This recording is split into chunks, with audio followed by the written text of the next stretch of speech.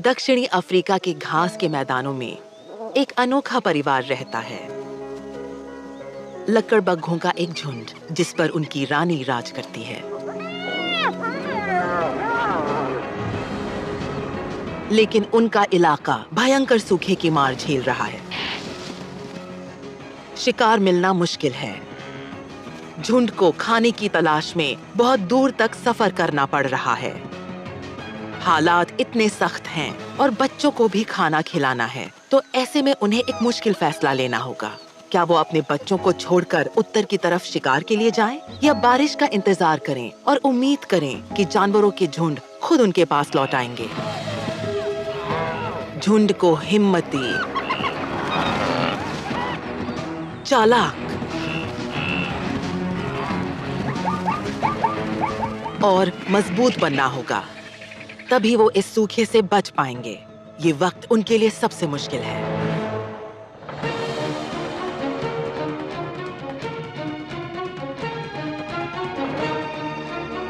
Africa's hunters, survivors of the plains. मिलिए north clan से 12 spotted लकड़बग्घों का एक बड़ा परिवार। पिछले लगभग एक हफ्ते में ये उनका पहला शिकार है। वो बहुत भूखे हैं और ये एक छोटा सा हिरन है। उन्हें हर 3 दिन में कम से कम एक बार ठीक-ठाक मात्रा में खाना चाहिए होता है, लेकिन यहाँ सबके लिए काफी शिकार न होने के कारण तनाव बढ़ रहा है।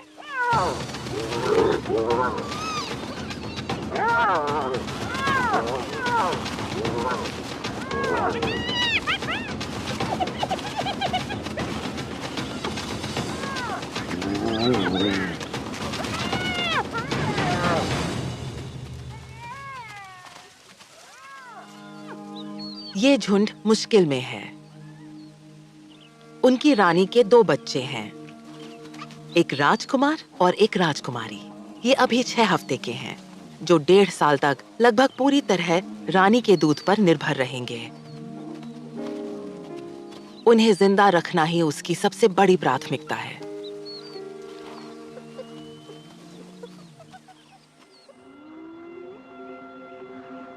उनका घर जमीन के नीचे एक मांद में है, जो लुआ प्लेन्स नाम के एक जंगली मैदान के उत्तरी हिस्से में स्थित है। रानी और उसका झुंड इस मैदान के एक बहुत बड़े हिस्से पर राज करते हैं, मांद से चारों दिशाओं में 30 किलोमीटर दूर तक। पश्चिमी जाम्बिया में स्थित लुआ प्लेन्स नेशनल पार्क का इलाका 3600 स्क्वायर किलोमीटर में फैला खुला घास का मैदान है। यहाँ बहुत कम शेर हैं और रानी अपने झुंड के साथ इस इलाके की सबसे ऊंची शिकारी प्रजाति बन चुकी है। यहाँ वो मुर्दाखोर नहीं हैं, बल्कि शिकारी हैं। अच्छे दिनों में झुंड के खाने के लिए बहुत कुछ होता है। ज़ीब्रा के झुंड, छोटे हिरन जिन्हें ओरी भी कहा जाता है, और झुंड का पसंदीदा शिकार विल्डरबीस्ट और उनके बच्चे।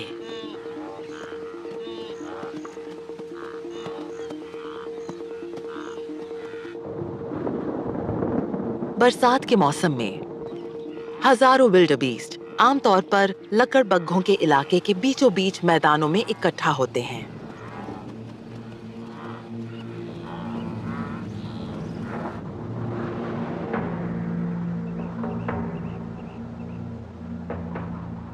लेकिन इस साल बारिश 1 महीने से भी ज्यादा लेट है। पिछले 6 महीने से एक बूंद तक नहीं गिरी।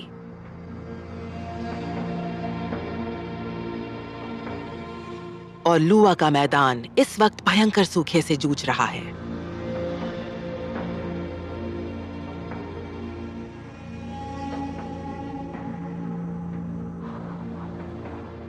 ताजी हरी घास के बिना विल्डरबीस्ट के झुंड अब नॉर्थ क्लैन के इलाके के आसपास कहीं नहीं हैं। झुंड अब बहुत उत्तर में बिखर गए हैं और इस क्लैन को उन्हें ढूंढने के लिए बहुत दूर तक जाना पड़ता है।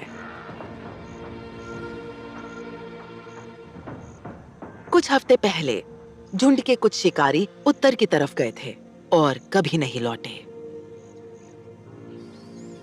उनके पीछे ये छोटी सी साल भर की बच्ची अनाथ रह गई। झुंड में एक सख्त हायरार्की होती है और अब ये बच्ची सबसे निचले पायदान पर पहुंच चुकी है। यहाँ तक कि दोनों छोटे बच्चे भी बारी बारी इस पर हुक्म चलाते हैं।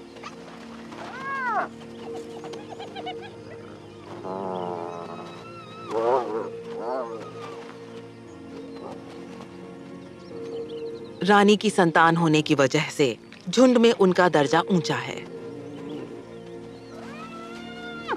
इस अनाथ के पास माँ नहीं है जो उसकी हिफाजत करे या उसे दर्जा दे सके। उसके लिए जिंदगी हर दिन एक जद्दोजहद बन चुकी है। उसे जल्दी बड़ा होना होगा और इज्जत हासिल करनी होगी।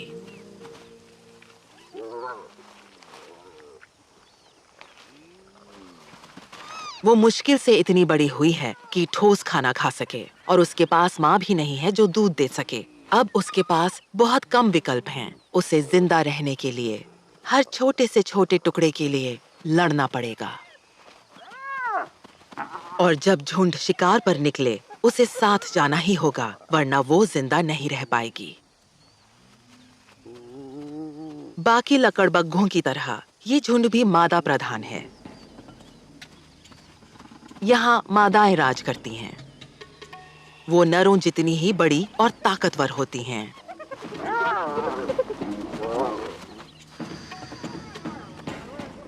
सभी वयस्क मादाएं बच्चे पैदा कर सकती हैं, लेकिन आमतौर पर मांद में एक ही नर को बर्दाश्त किया जाता है और वो भी सिर्फ एक मकसद के लिए, संतान पैदा करने के लिए।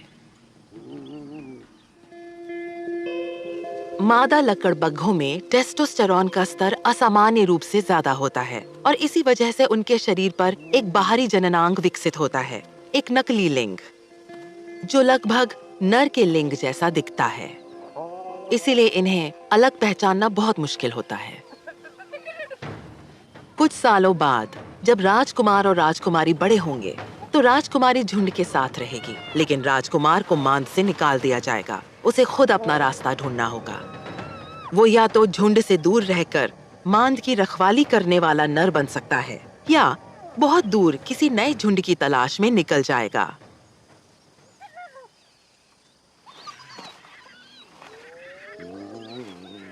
फिलहाल उसे खूब दुलार मिल रहा है। झुंड का हर सदस्य बच्चों की मदद करता है। यहाँ तक कि जब रानी शिकार पर जाती है या थोड़ा आराम चाहती है तो कोई एक बेबी सिटर बच्चों की निगरानी में रहता है।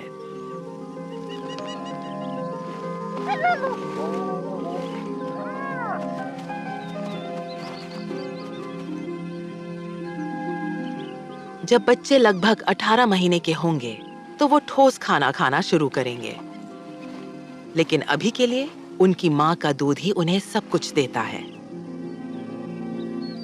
लकड़बग्घों का दूध जानवरों की दुनिया में सबसे ताकतवर माना जाता है। इसमें किसी भी अफ्रीकी मांसाहारी जानवर के मुकाबले सबसे ज्यादा प्रोटीन और फैट होता है। इतना गाढ़ा कि एक बार का दूध कई दिनों तक बच्चों को जिंदा रख सकता है। लेकिन जब रानी शिकार पर जाती है तो वो ज्यादा देर तक बाहर नहीं रह सकती। अगर वो एक हफ्ते से ज्यादा तक दूर रही तो बच्चे मर जाएंगे। इतना पौष्टिक दूध बनाने के लिए रानी के शरीर को बहुत ज्यादा ऊर्जा चाहिए होती है और उसे पिछले एक हफ्ते से ढंग का खाना नहीं मिला है।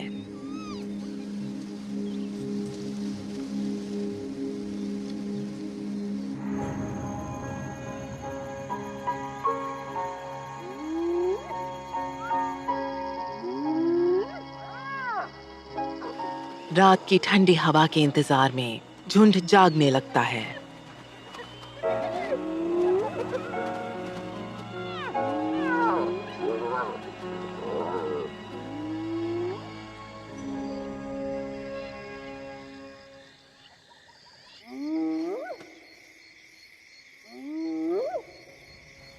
वो आमतौर पर रात में शिकार करते हैं, इसीलिए उन्होंने अपनी ताकत बचा कर रखी है।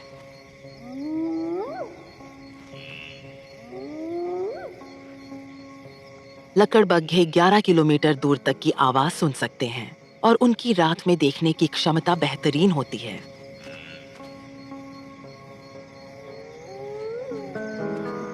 वो अपने पूरे इलाके में खाना ढूंढते हुए घूमते हैं। एक रात में वो 30 किलोमीटर तक चल सकते हैं। रानी मांद में बच्चों को दूध पिलाने के लिए ठहरती है, लेकिन झुंड द्वारा किसी शिकार की आवाज सुनने के लिए कान लगाए रहती है।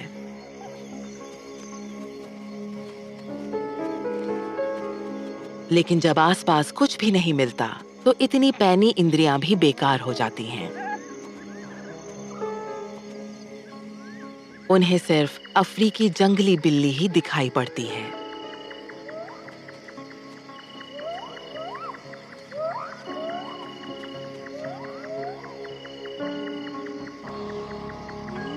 वो सूरज उगने तक तलाश जारी रखते हैं।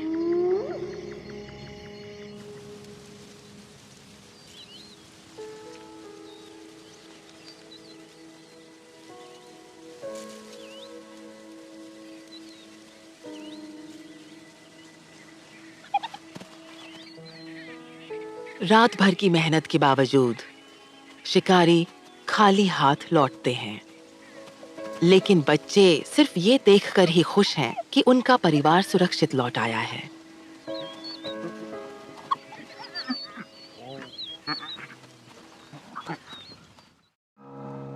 ये कई दशकों में पड़ा सबसे भयंकर सूखा है।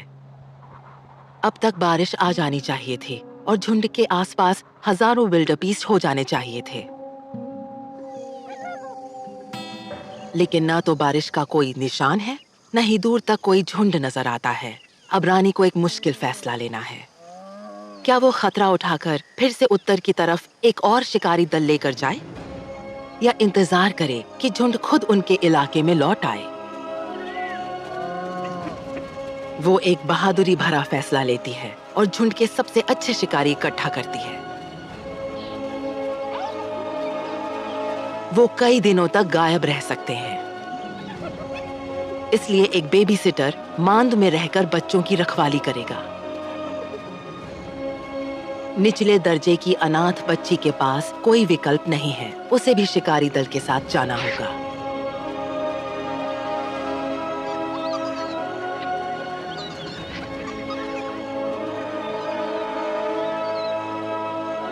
बच्चों को बिना खाने के सब्र करते हुए माँ के लौटने का इंतजार करना होगा।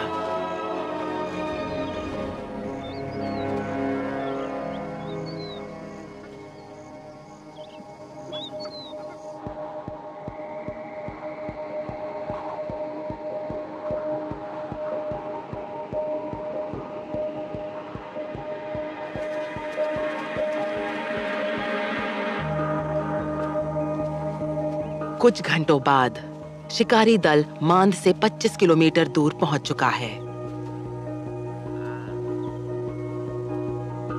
उन्हें एक अकेला विल्डरबीस्ट दिखता है, लेकिन वो बड़े झुंड नहीं जिनकी उन्हें तलाश है।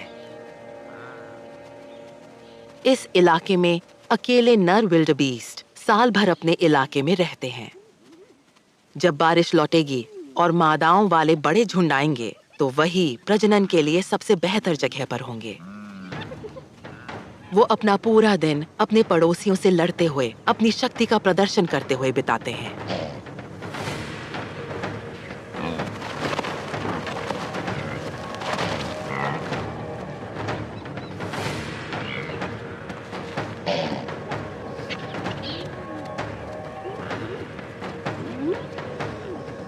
लकड़बग्घों के लिए ऐसे आक्रामक जानवर से भिड़ना ठीक नहीं है।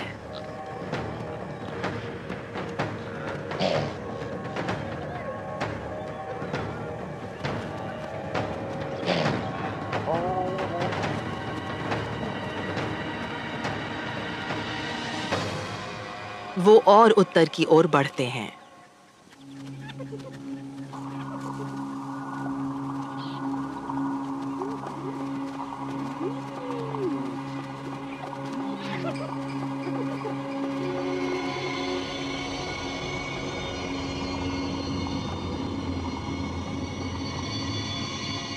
एक और घंटा बीतता है और तापमान 40 डिग्री तक पहुंच जाता है।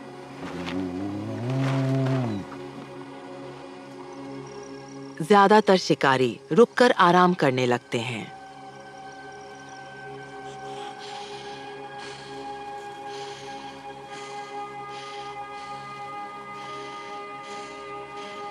अब तक अनाथ बच्ची ने किसी तरह साथ बनाए रखा है। ये एक मुश्किल इम्तिहान है और वो थक चुकी है।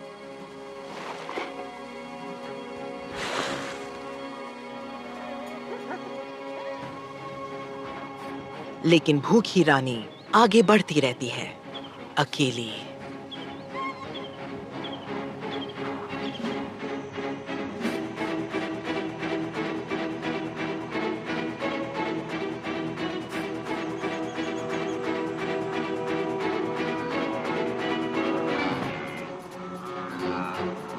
आखिरकार उसे वो मिलता है जिसकी उसे तलाश थी, विल्डेबीस्ट का एक छोटा सा झुंड।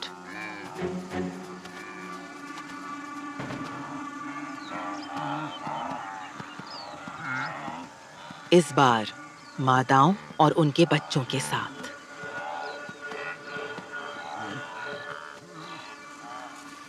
वो थकी हुई, प्यास से बेहाल, भूखी और अकेली है। उसके लिए शिकार करना लगभग नामुमकिन है।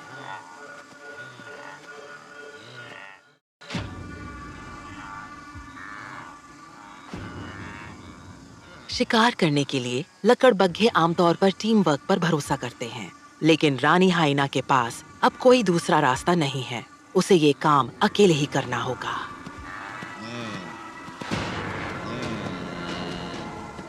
कामयाबी पाने के लिए उसे एक कमजोर निशाना ढूंढना होगा। कोई बूढ़ा, बच्चा, कमजोर या घायल जानवर।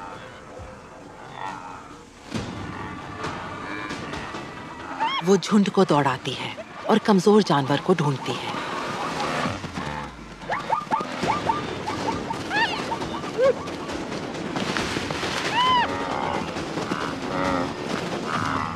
लेकिन एक अकेली शिकारी इन विशाल जानवरों के लिए कोई खतरा नहीं है।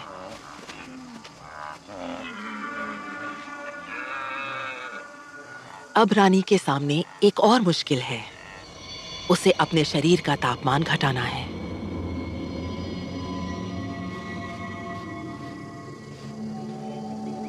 चारों तरफ एक भी पेड़ नहीं है। दोपहर की तेज धूप में कोई छाया नहीं है और तापमान 45 डिग्री तक पहुंच चुका है। वो अपने अगले पैरों को लार से गीला करती है। इससे शरीर का तापमान कम करने में मदद मिलती है। जब लार सूखती है तो उसकी त्वचा के नीचे की नसों में बहता खून ठंडा हो जाता है। ये एक बेहद चालाक तरीका है गर्मी से निपटने का, लेकिन ये हताशा की निशानी भी है।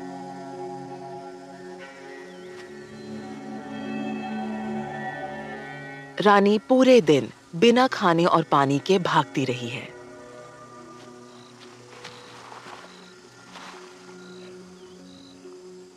तापमान घटाना अब उसके लिए जिंदगी और मौत का सवाल बन चुका है। शिकारी दल के बाकी सदस्यों से अलग होने की वजह से उसका दिन बद से बदतर होता चला गया।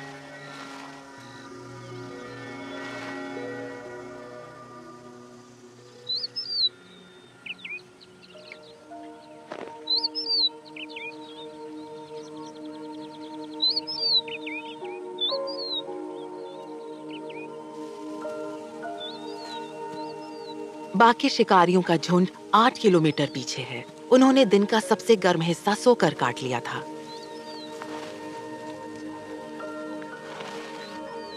अब आराम के बाद वो पानी ढूंढने निकलते हैं।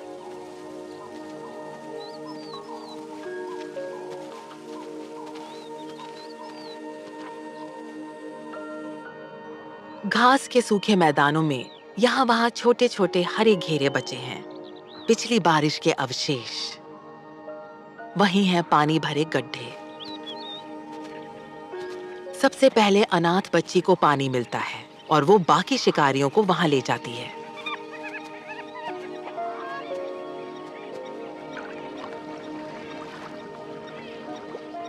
ये सूखे मैदानों में एक कीमती नखलिस्तान है। आसपास काफी दूर तक यही इकलौता पानी का जरिया है और इसीलिए तमाम जानवर इधर आकर्षित होते हैं।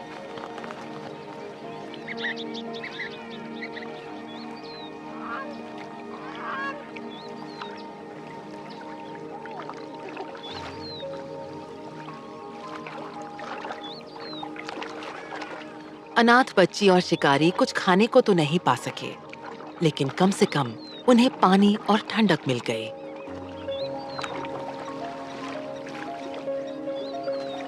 ये एक बड़ी राहत है।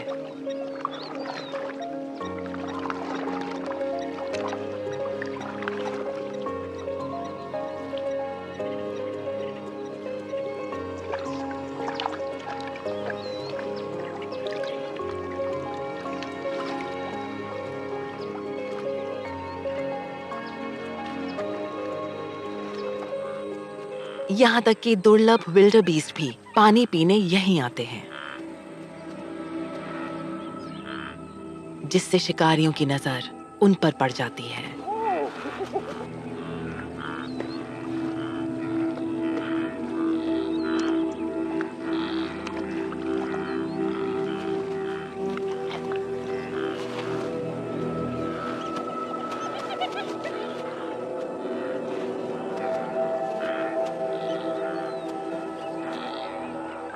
एक बहादुर और प्यासा विल्डरबीस्ट पानी में उतरता है।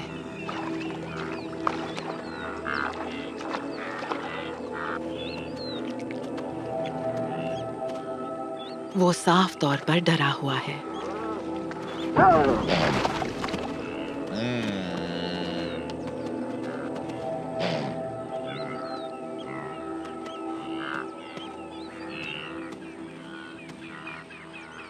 लेकिन लकड़बग्घे उसकी तरफ ध्यान भी नहीं देते। अभी शिकार करने के हिसाब से बहुत ज्यादा गर्मी है।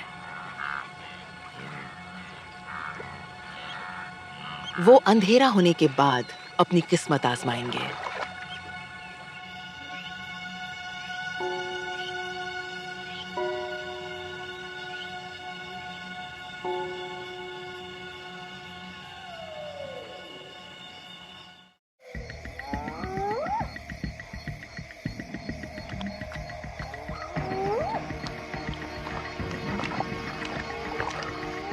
रात की ठंडक में रानी ने अपनी ताकत वापस पा ली है और शिकारी झुंड से आकर जुड़ गई है।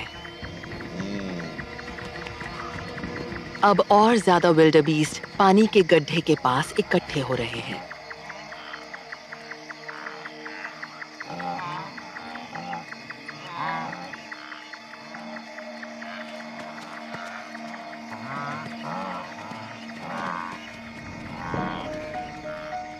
लेकिन वो आसान शिकार नहीं है। विल्डरबीस्ट की ताकत उनकी तादाद में है और उनकी हिफाजत की रणनीति भी बहुत अच्छी होती है। वो सीधी लाइन में फैल जाते हैं ताकि कोई उन्हें घेर ना सके।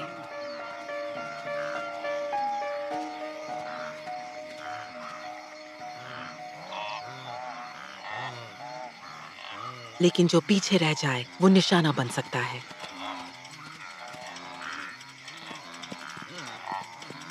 और लकड़बग्घों की निगाहें लगातार किसी कमजोर शिकार पर टिकी हैं।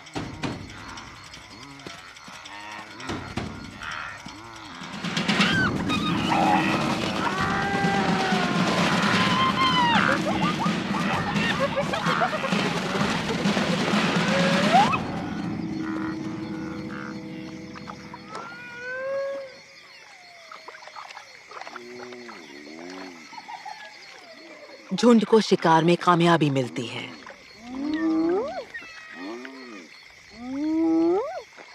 रानी अपना हक जताती है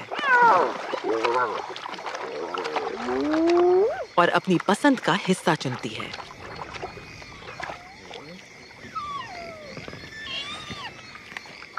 वो एक ही बार में अपने शरीर के वजन का 1/3 तक खा सकती है। पूरा शिकार चंद मिनटों में ही खत्म हो जाता है।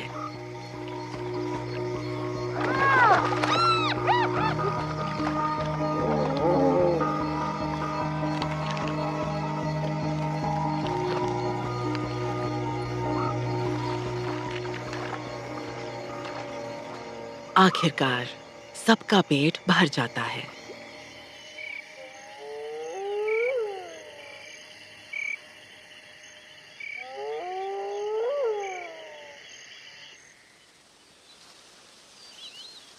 बीस किलोमीटर दक्षिण में मांद के पास राजकुमार और राजकुमारी की भूख अब और ज्यादा बढ़ गई है। लेकिन जब तक उनकी माँ लौटकर उन्हें दूध नहीं पिलाती, उन्हें कोई राहत नहीं मिलेगी।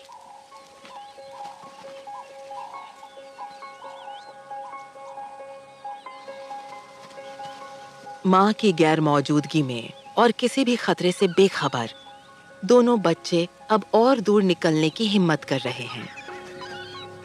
अपनी दुनिया को खोजना बड़े होने का जरूरी हिस्सा है, इसलिए बेबी सिटर का काम अब और बढ़ गया है। हर दिन बच्चे और भी हिम्मती बनते जा रहे हैं।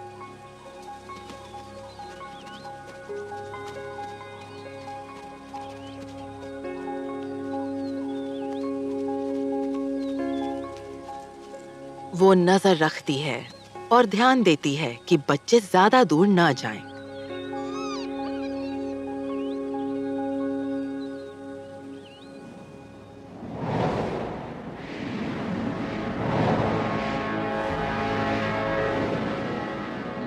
बहुत उत्तर में आसमान में बादल बन रहे हैं।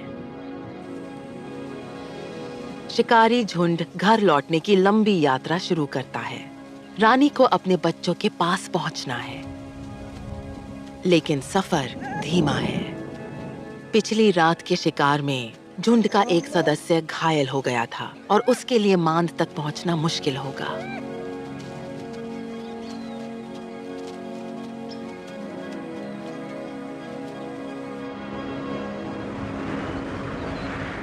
ये बादल झूठी उम्मीद दिलाते हैं। इनमें सिर्फ गरज और बिजली है, लेकिन वो बारिश नहीं जिसकी सख्त जरूरत है। सूखे मैदानों में अब हालात ऐसे हैं कि एक और जानलेवा ताकत सिर उठा रही है।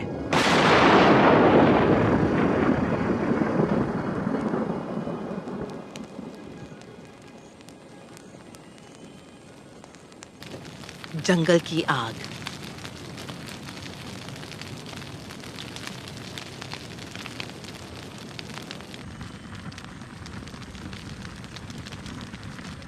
तेज हवा में लपटें मैदानों पर 80 किलोमीटर प्रति घंटे की रफ्तार से दौड़ सकती हैं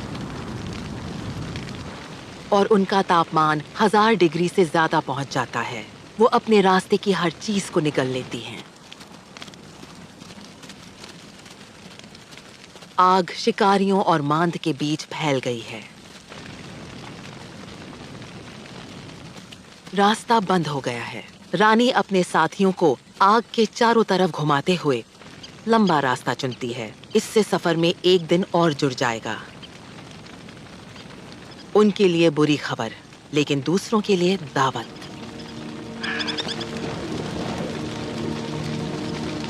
आग से भागते कीड़ों के झुंड अब पक्षियों के लिए दावत बन गए हैं।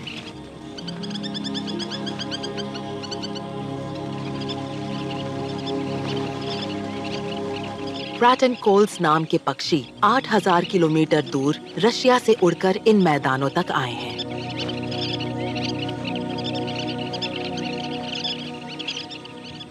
यहाँ जो भी खाना मिले उसे पाने के लिए।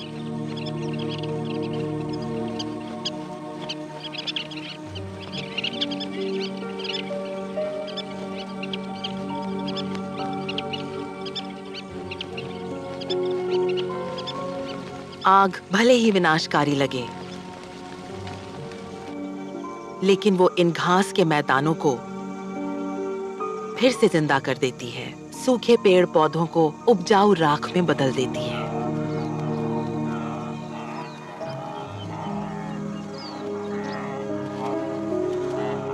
अब इस जमीन को बस बारिश की जरूरत है।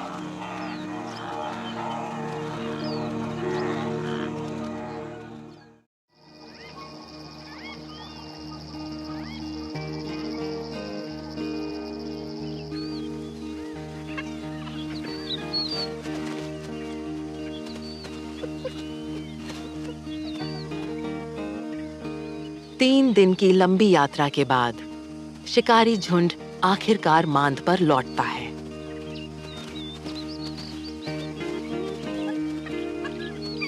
बच्चे अपनी माँ और बाकी शिकारियों का स्वागत करते हैं।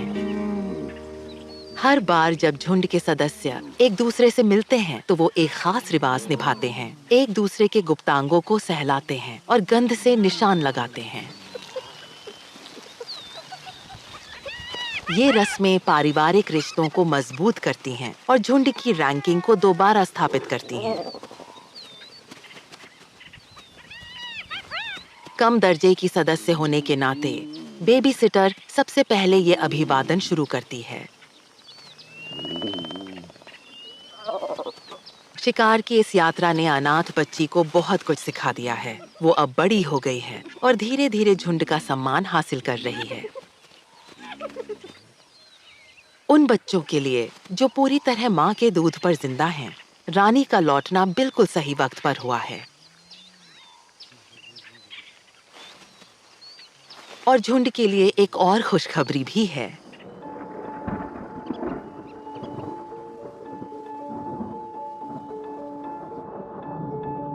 महीनों के सूखे और संघर्ष के बाद आखिरकार बारिश आ गई है।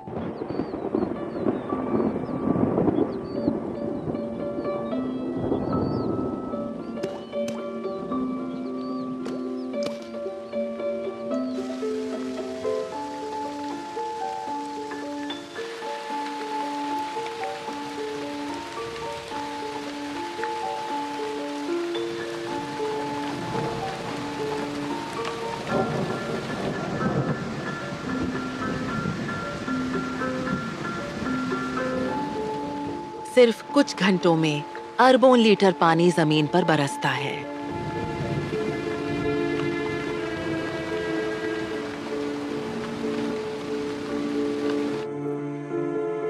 कुछ ही दिनों में लुवा के सूखे, धूल भरे मैदान हरे घास के समंदर में बदल जाते हैं।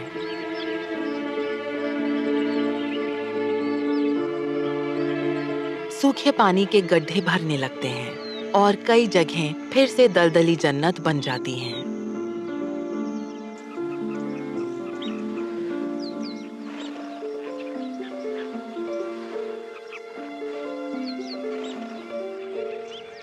यहाँ का हर जीव, सबसे बड़े से लेकर सबसे छोटे तक,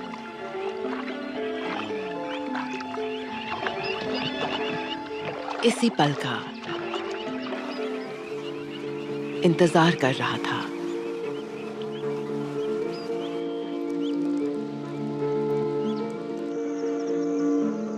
बारिश की पहली बूंदें एक हैरत अंगेज नजारा दिखाना शुरू करती हैं। जैसे ही मिट्टी नर्म होती है, हजारों दीमकें जमीन से बाहर निकल आती हैं।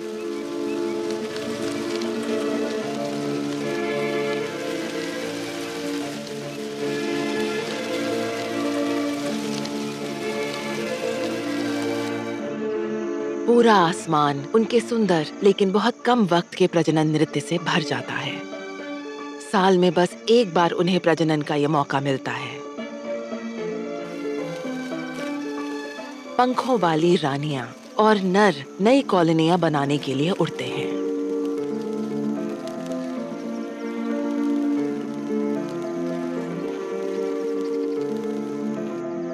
मादाएं हवा में फेरोमोन छोड़ती हैं ताकि पास के टीलों से नर आकर्षित हों। जोड़े हवा में ही मिलन करते हैं, फिर जमीन पर उतरकर वहीं कुछ मीटर दूर नई कॉलोनी की नींव रखते हैं।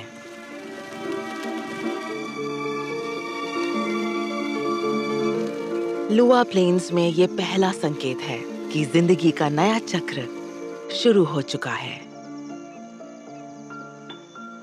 नई हरी घास के साथ बड़े विल्डबीस्ट झुंडों की वापसी शुरू होती है, जिसका कब से इंतजार था। झुंडों को अच्छी तरह पता होता है कि कहां जाना है। वो कई दिनों तक चलते हैं ताकि ठीक उसी वक्त पहुंचे जब नई हरी कोपलें मिट्टी से झांकने लगें।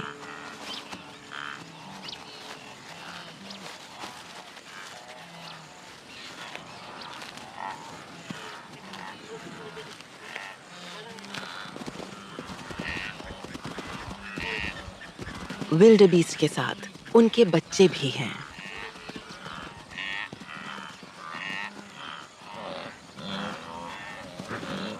झुंड के इलाके में उनका लौटना परिवार की जिंदगी में एक महत्वपूर्ण मोड़ है। लकड़बग्घे आराम कर चुके हैं। अब हजारों विल्डेबीस्ट उनके आसपास हैं और शिकार में कामयाबी के ज्यादा मौके हैं। एक एक करके वो झुंड की परीक्षा लेते हैं, उन पर झपट्टा मारते हैं। लकड़बग्घे विल्डेबीस्ट से धीमे होते हैं, लेकिन वो सब्र और चालाकी से काम लेते हैं।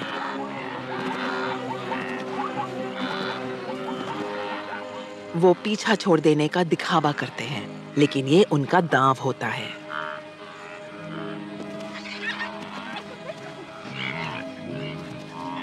वो भागते हुए जानवरों को ध्यान से देखते हैं, किसी भी कमजोरी की तलाश में। शिकार की ये हलचल दूसरे मौका परस्तों का ध्यान भी खींचती है। लेपर्ड फेस्ड वल्चर्स, ऐसे गिद्ध जो 30 किलोमीटर दूर से भी संभावित शिकार की गंध सूंघ सकते हैं।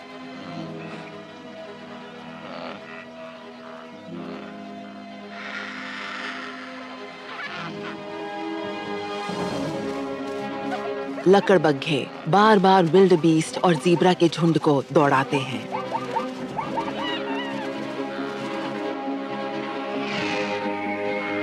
ये उनकी रणनीति है, धैर्य और नजर का खेल।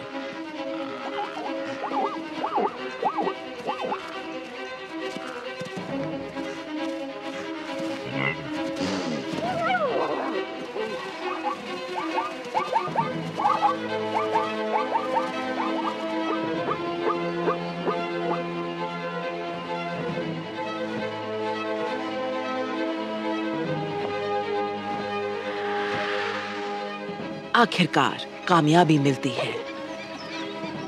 गिद्धों को पता होता है कि शिकार कब हुआ है और वो किनारे पर इकट्ठा होकर लूट का हिस्सा चुराने के मौके की ताक में रहते हैं।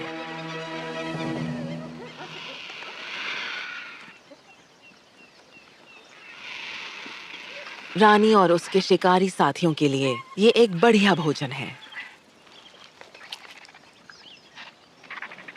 इस बार सबके लिए काफी है।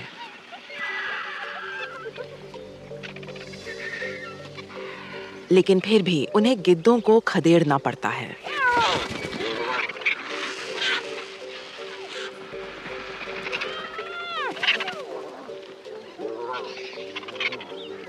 खाने के मामले में ये झुंड बाकी सभी लकड़बग्घों की तरह बिल्कुल परफेक्ट शिकारी है। उनके शरीर की बनावट बेहद खास है। मजबूत जबड़ों और ताकतवर मांसपेशियों के साथ उनकी काटने की शक्ति अद्भुत होती है, जो जानवरों की दुनिया में सबसे ताकतवर में से एक है। उनके दांत इस तरह बने हैं कि वो सबसे सख्त हड्डियां भी पीस सकते हैं। वो पूरे शव को खा जाते हैं, बस बाल और सींग पीछे रह जाते हैं। उनका पाचन तंत्र इतना मजबूत होता है कि वो हड्डियां तक गलाकर हर हिस्से का इस्तेमाल कर लेते हैं। आखिरकार पेट भर गया है। वो लेट जाते हैं ताकि उनका शरीर काम शुरू करे। खाने का ये असरदार तरीका ही है जिसने उन्हें अब तक के सबसे मुश्किल सूखे में भी जिंदा रखा। यही उनकी कामयाबी का राज है और यही वजह है कि लकड़बग्घे अफ्रीका में सबसे ज्यादा पाए जाने वाले मांसाहारी जानवरों में से एक हैं। अनाथ बच्ची का पेट भर चुका है। माँ के बिना और तमाम मुश्किलों के बावजूद उसने अपने लिए जगह बना ली है। ये महज 1 साल की हाइना के लिए बड़ी कामयाबी है। अब वो झुंड की अहम सदस्य बन चुकी है और उसका आत्मविश्वास बढ़ रहा है।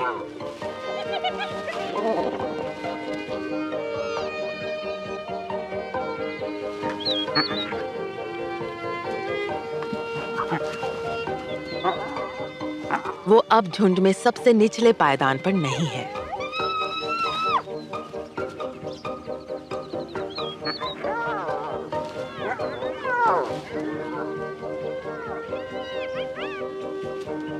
राजकुमार और राजकुमारी भी तेजी से बड़े हो रहे हैं।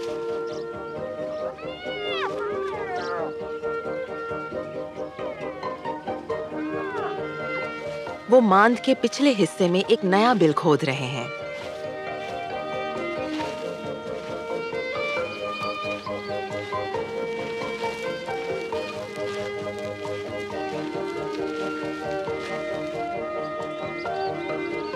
परिवार में नए सदस्य के लिए जगह बनाने के लिए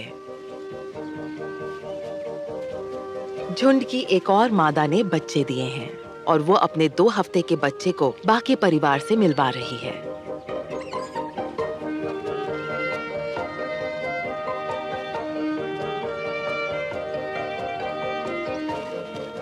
साथ मिलकर इन लकड़बग्घों ने मैदानों के सबसे कठिन सूखे को झेल लिया है।